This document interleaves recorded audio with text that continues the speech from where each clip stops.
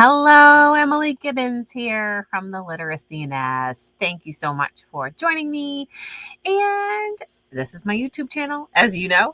If you haven't had a chance to subscribe to the Literacy Nest YouTube channel, here's your invitation. So please be sure to do so, and you'll be notified with a little friendly reminder whenever I have a new video dropping on the channel. But if you haven't had a chance to check them out, there's a whole bunch of them. I want to talk about something near and dear to my heart, and that is time management.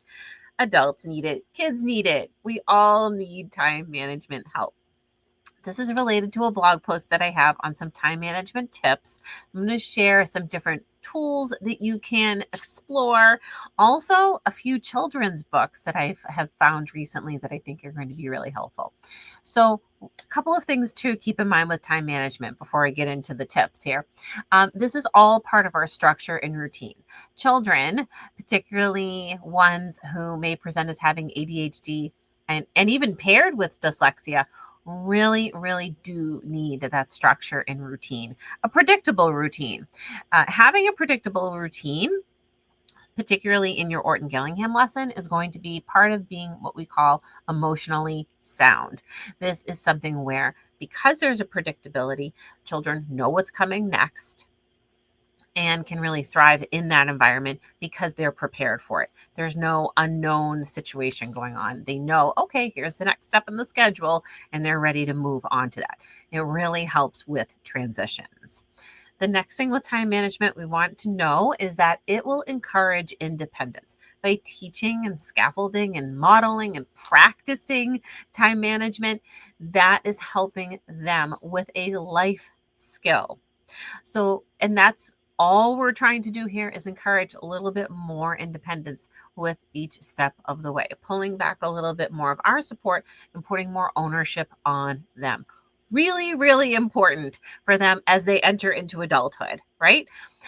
This takes training. This is not a one-off situation where here's a tool to use, talk about it one time, and then put it away. It's something that you have to constantly revisit because kids in the training situation, they tend to forget, right? So they need a few more repetitions, a few more practice sessions. So take your time with that. And in our training room, remember that patience is key. We want to be really patient during this time. Take careful notes in our observations of how our students react to our time management tips, see how they work. If something isn't working out, know that you can be flexible and change it up. And then finally, this leads to my next point, adjust tools as needed. So if something isn't working out, if you're feeling like they may be overly frustrated, or it might be even a source of confusion, or perhaps they feel a little intimidation by it, which is possible, and I'll explain why, then we want to adjust the tool as needed, pull back, try it again in another time. And just because one tool doesn't work in that time frame doesn't mean it won't always.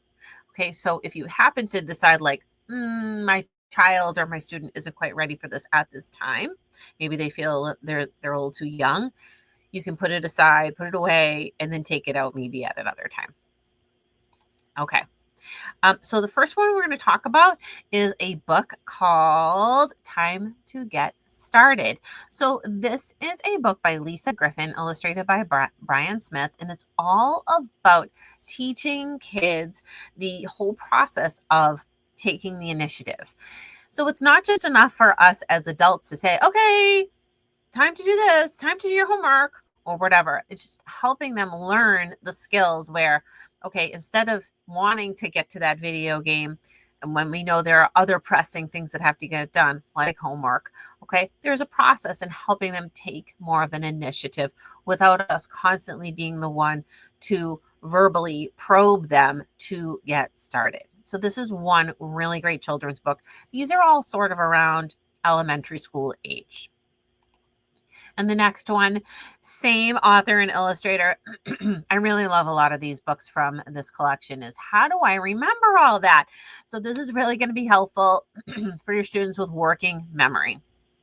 Maybe for me too, right? As an adult, because sometimes, we're juggling so many balls in the air, or there's so many tabs open. Like, how do I remember all this, right? So it feels overwhelming at first. But as I say to my own children, everything is figure outable.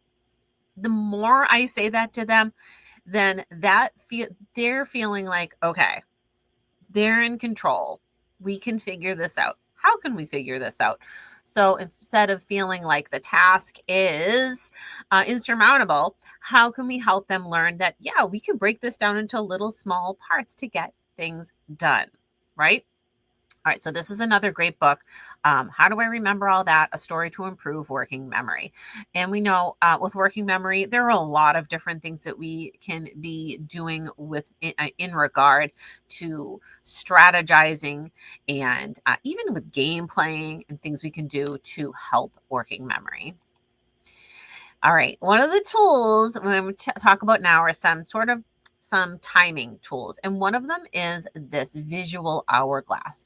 This is sort of this gentle style of an hourglass that doesn't have, obviously, the sand running through the center as your traditional hourglass does, or your egg timer that you might use. This has a very gentle, light flow that has, as you move down the hourglass, then little sections of light go away. Or I believe you can have them even fill up as the time runs out. So that is one of them. All these links are going to be in the blog post to these images of tools that I'm showing you, for the books and the tools. Then another one is sort of this all-in-one tool. Now, before I show you, I'm showing you this one up here on my screen, but this is a smaller version of that. So you can write the task down here, and when they complete, so I'm going to slide these all over actually. So you slide the tabs over first, and we write the tasks down. And now for younger children, you're not going to have maybe that many tasks in your day. Maybe you just have a few and write it down. And then when they complete it, then it slides over to a check mark, and that task was completed. Okay, so these are really, really nice. And you can slide the paper out of here and replace it. You could even try laminating it, and it has a little hole on the back. You can hang it up. The one that I have displayed on here has a timer, both analog and digital, and has the sheets in there that you can be putting on there for to-dos, even with time frames on there. So this is a little more advanced rather than this one for someone who really needs to know what the task is and how much time is allotted for each task. Okay, and then the last one I'm going to show you, I'm going to take this off, is my favorite one of all. That's why I saved it for last. All right, so this is a tool that I have hanging in my little office classroom that I'm in right now, and that is the time timer. Okay, this is a version of the time timer, and I will tell you what I love about it. First of all, it is a visual timer, so you can see when the timer is on, a little green light illuminates, and as time goes by, the blue will shrink, and students can see that. I have had other time timers in the past. I had one other one, and they didn't like it. And the reason why is because it ticked. And the ticking is like a little jarring sometimes, including me. I didn't want to hear the ticking. This has no ticking involved. So that's why I really like it. Couple other things I like about this one. It has a stand, so you can stand it up, but it has two strong magnets on the back. So I can pop it onto my whiteboard, and it really sticks there. My students like to be the one to set the timer when they come in. Can I set the timer? Yes, you can set the timer. They love to set the timer. It's very, very simple. Couple more settings on this is you can have the timer chime if you want, and there is levels of volume, if you want it to chime when the time is up. If you would prefer to not have a chime, the green light can flash to red. We're getting a little closer to that, but I can demonstrate that. And if you don't want it to flash, it can have a little vibrating setting on there too, so you can have it vibrate. Let me show you the red flash though. Go all the way to that. Oh, I don't think I set it on there. There we go. Okay, so that's what it looks like if you had the red flashing like the time was up. To be perfectly honest, I don't have any settings on it at all. If that green light goes off, then that's it. The time is up. I just want as few distractions as possible with the timer. The visual, I feel like, is enough for me. The other thing that was unexpected about having the time timer, it helps me. It helps me significantly with staying on track with my pacing for my Orton-Gillingham lesson. So it is not just helpful for the student. It is really, really helpful for me, you know who.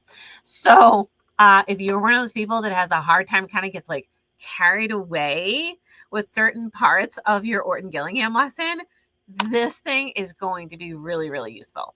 Okay, so once again, I have a blog post on time management tips, and these are things that can cross from different ages and stages and grades for different kids. Some of the tools I didn't talk about in this video, but they're a little more high tech. So there are going to be some digital schedulers in there that I've suggested that you might want to try out. That might be good for your whole family, not just in the classroom setting. The books will be listed in there as well. So the link to the blog post will be in this video, in the video description.